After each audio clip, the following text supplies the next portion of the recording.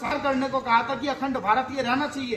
पहले तलवारों के दम पे बचा और अब कलम की पावर पे आप शिक्षा लेकर के बैठे अधिकारी बने। लेकिन इस भारत के अंदर किसी भी प्रकार का सनातन और राष्ट्र विरोधी गतिविधि कोई भी एक्टिविटी ना चलने दे। तो अगर आपको इस चीज से मिशन से जुड़ना और जुड़ना भी चाहिए, क्योंकि आप ही नए भारत का टुकड़ा है, आप ही नए भारत का स्वप्न है। शहीदों का जो समर्थन हुआ, उनका जो समर्पण हुआ, मुगलों से लड़ते हुए, अंग्रेजों से लड़ते हुए, अब उनकी इस बचे भारत को आप ही तो बचाओगे आके। लेकिन इस गंदी भेदभाव की नीति में गलत ठेकेदारों के अगर संपर्क में आकर के आपने अपने परिवार को तोड़ा, समाज को अगर खंडित करा, तो ये बताओ उनकी जमात को तो रास्ता आप दो।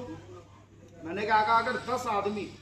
लट के साथ भगवाधारी इस गली में बैठे और हमें पता कि कोई ईसाई मिशनरी वाले घूम रहे कि किसी को पैसे के लालच में, किसी को सुविधाओं के लालच में और किसी को जातीय फैक्टर के नाम पे भड़का करके उन्होंने परिवर्तन करना हो, तो उसको कैसे रुकेंगे वो? जब गली के अंदर कोई मार्शल टीम बैठेगी, उन्हें पता भाई अवरोध पैदा करने वाले, रोकने वाले कुछ लोग वहां उपस्थित हैं, तो मुझे लगता है उनकी एंट्री गली में होगी नहीं। लेकिन जिस गली के अंदर हमें पता कि कोई मुखिया नहीं है,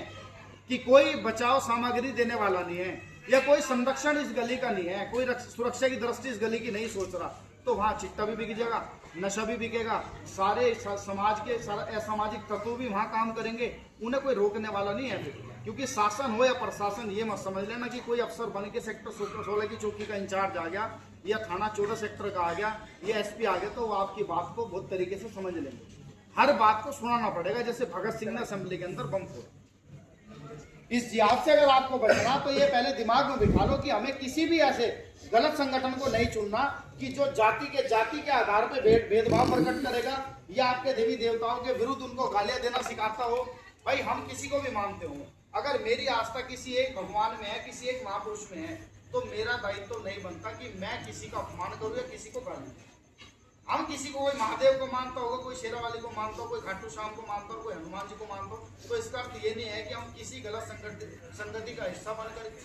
किसी गलत व्यक्ति का पात्र बन के, उसकी गलत शिक्षाओं से प्रभावित होकर के हम गलत दिशा में बढ़े और किसी के साथ गाली गलौज करें। पहली मेरी इंटेंशन यही है, अगर आप देखो पढ़े लिखे हो तो ही मुझे समझ पाओगे, नहीं तो हो सकता है मेरी बात भी दिमाग के ऊपर से चले। आपको अगर जिहाद से दिक्कत है, करप्शन से दिक्कत है, गो हत्या से दिक्कत है, गंदी शासन प्रणाली से दिक्कत है कि जिसने हिंदुत्व के नाम पे वोट मांग करके आज भी गौ माता शाम को कूड़े के ढेर पे खड़ी। गो चलान भूमियों पे भू माफियाओं के कब्जे हैं,